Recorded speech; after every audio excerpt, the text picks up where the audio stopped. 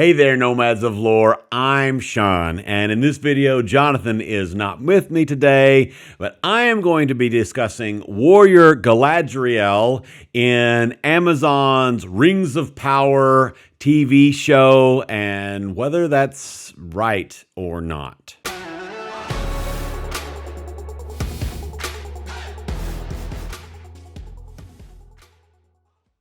If you are new to being a Nomad of Lore with Mead and Mischief, Jonathan and I, then you may or may not know or have seen any of our other videos. Well, if you haven't seen it, Jonathan and I were able to put out a video reacting to the Lord of the Rings of Power teaser trailer that came out in the Super Bowl. If you haven't checked out that video, you can check it out. Link will be in the iCard. In that video, we had some things and we're overall positive. It didn't really give much away in the trailer, but as far as Warrior Galadriel, I had this to say. Got Warrior Princess Galadriel. I have some thoughts on that in a minute. One of the biggest things that I'm nervous about is Warrior Princess Galadriel. That's just not exactly true to her character, Galadriel. And so I don't know. With Jonathan and I's presentation of content to you guys, we try to be factually accurate. We try to be representative of what we're talking about and say things that are true to the best of our knowledge and give you good information. And so as I was thinking about my own thoughts on Warrior Galadriel and whether that's going to be a good thing, if it is a Warrior Galadriel, could this break the show? Could this be something that's just really, really problematic? And as I thought about that, I thought, I am a huge Tolkien fan and have read the Silmarillion more than once, both read and listened to, and have read all these things and really enjoy Tolkien content. It's like, there's a lot. And Galadriel doesn't appear very much in the Silmarillion. It's like, before I say anything hardline of this is awful, this is a horrible thing, and I hate this, and you should hate it too, I thought, I should double check. And it might lead to some interesting videos if I kind of go back and look at what's in the Silmarillion about Galadriel and what, even though she doesn't appear in that story very much, what does she do? And I was thinking about her relationship with Melian and all those things, and her mentorship of different, I ramble, I digress a little bit, and I wanted to make sure, and so I started to think about it, and then so I started to dig in and started to do some reading and started to look at other content, especially pre Rings of Power information dumps, information from people that I respected before all of this, and I really enjoyed their Tolkien content before the Rings of Power, and so I looked at their content. I did some of my own reading and the source material and all that stuff, and I realized that Galadriel's history in Middle-earth and in Tolkien's Legendarium and in Tolkien's own mind was a little bit hazy at best. In the unfinished tales, Christopher Tolkien had this to say: "There is no part of the history of Middle-earth more full of problems than the story of Galadriel and Celeborn, and it must be admitted that there are severe inconsistencies embedded in the traditions, or, to look at the matter from another point of view, that the role and importance of Galadriel only emerged slowly, and that her story underwent continual refashionings." And so, from the mouths of Christopher Tolkien, in the fandom, the longtime fandom, we might say, in the words of Saint Christopher, is that sacrilegious? I don't know, but it tends to be the who Tolkien nuts tend to look, including myself, tend to look at as the only authority or one of the main and foremost authorities, which makes his passing all that much more sad. And so he said, as I just read, that Galadriel and Celeborn, their stories went through a lot of revisions. And so the first thing I want to say is that it's clear that no matter where you're taking your information from, if anybody comes and says, this is for sure what Tolkien wanted about Galadriel, and this is for sure how he envisioned her, I think that is a improper statement at best. I don't think you can make with that paragraph. I don't think you can make a good faith argument that this one thing is how Tolkien viewed Galadriel. Now, even with that statement, if we dig into the text, now it's worth noting, in Tolkien canon, that there's kind of a hierarchy of canon and like how canon is the thing. The Lord of the Rings is kind of the most canon. It's the most canonical thing. It's the easiest to read, well, other than The Hobbit, of course. And it's kind of the most canon, including its appendices. Much has been said on that in recent months. But so that's kind of the most canon information we have in the Tolkien world. And then the next level would, of course, be the Silmarillion. And it was probably the least, as far as the outside of this, the least edited by Christopher Tolkien and others.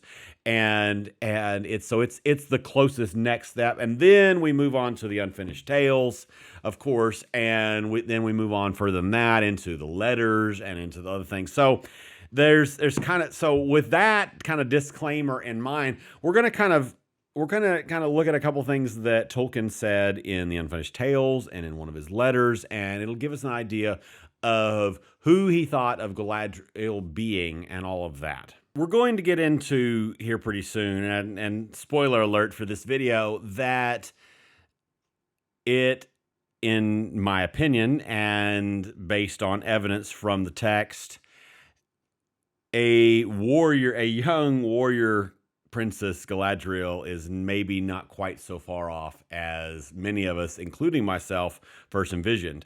So, and we're going to dive into some of those evidences in a minute. But before that, I wanted to kind of, I find it interesting that we have this gut reaction of, I don't feel good about that. You saw my clips from my just inclination and coming off of that trailer. I don't know how I feel about Warrior Galadriel, and that seems counter to her character and whatever else. And so why is that? I think it's because of how much we tend to view the character of Galadriel through what happens in the Lord of the Rings only. And that is compounded, of course, by Cate Blanchett's amazing performance and this sort of amazing, ethereal, wise queen mentor lady who's maybe a little spooky, but ultimately this wise, serene, flowy, beautiful queen, not princess, but queen of the forest, right? And especially since a lot of people's view, whatever you feel about the Peter Jackson's adaptations, that Cate Blanchett picture is Galadriel in our head, right? And we don't even take, and it's worth noting that picture, most of the scenes from Lothlorien are taken directly from the text. They match quite astonishingly well. The descriptions and the dialogue is straight out of the Lord of the Rings, which is pretty cool. And so we tend to view her through that lens, and that's who Galadriel is, and that's only who Galadriel is. And as I'm going to kind of close out this video here in a little bit with, I think that ultimately, if you dig into what lore we do know of Galadriel from the previous ages and from the other works, it is a disservice to her character to only view her that way. But I think that's why we have this picture. And so our gut reaction is, no, that she's a flowy, ethereal elf queen of the forest. She can't be a warrior. That doesn't seem right. Well, let's dive into what Tolkien himself had to say about that. There are two key quotes, passages that I want to kind of key in on that can help us realize that maybe, just maybe, a warrior princess Galadriel in her younger days is not out of line with how Tolkien pictured her. The first comes from Unfinished Tales. The first of those comes from Unfinished Tales, and that is in the chapter that I read. It's in the same chapter that I read a piece from earlier. And Christopher compiles some different essays and different notes from Tolkien and all that kind of stuff about Galadriel and about Celeborn. And in there, he says, and this is important when we start to put some clues together, that Galadriel's mother name is Nerwin, which means it translates to man-maiden. Okay, now, what is a mother name? Now, we're not going to go into a lot of details, but later in the appendices of that chapter, that section of this book, this is a very interesting book because it's kind of a collection, and it kind of goes back and forth between Christopher and J.R.R. Tolkien, and Christopher and his father.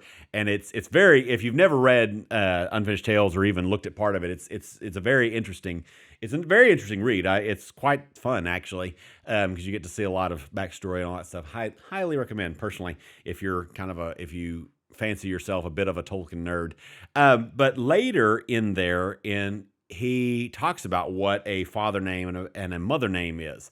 And the elves, at least many of them, they had two names. The father name was more like what we would call a surname, like my last name goes, my last name is Fulgerson, right? And so that's what the father name is. Elves, it's basically that, and oftentimes it was the same name as the father or something like it or whatever else. But it was more of just a moniker. This person goes with these other peoples, right? This elf goes with these other elvens, right? And so the mother name was given near the birth of the child, but a little later, and it was given by the mother. And that name was very, very important. I'm not going to quote it quite perfectly, and I'm not going to waste your time going and looking at it. You can look at it yourself, of course. But the way it's described is the mother name is indicative of the character of the person and tells something about that person. And it's even alluded to and hinted at that it may have something of prophecy in it. It may be a bit prophetic. And so in this, now, so man maiden by itself, that is kind of vague, right? With just that. But then if we go and we look at letter 348, and I don't have a good physical copy of the letters of Tolkien that add it to the long list of physical books that I'm working on as I expand my library and Jonathan and I's library and all those things. And so, but in letter 348, Tolkien describes Galadriel of being of Amazon disposition. And he talks about how she wore her hair, she wore her hair braided and as a crown when she would do feats of athleticism. I'm misquoting that a little bit. I know I made a big deal about misquoting, but I'm telling you that's not quite word for word. So you can look it up. You can look up the exact words. Those two things together, the point is that those two descriptions together they seem to indicate strongly, because of Amazon disposition, there is very clearly with all these other things that Galadriel was a athletic warrior, right? She was strong. She was, these are very much a warrior princess descriptor, right? Prophetic and then later description. Now, again, in our tier of canon, those are kind of way down the line, but when you look at the revisions and you look at Unfinished Tales and you look at Silmarillion and you look at the Lord of the Rings, it seems like that less was changed about some of those parts of Galadriel's character and more about some of her specific dealings and how she dealt with Feanor and some other people and more things than we have time to get into in this video. Also, in addition to that, we see in the tales of what happened to Galadriel. Now, some of these things, these particular things, are some of the things that were clearly revised, some of the specific details. But it seems very clear that she was prideful.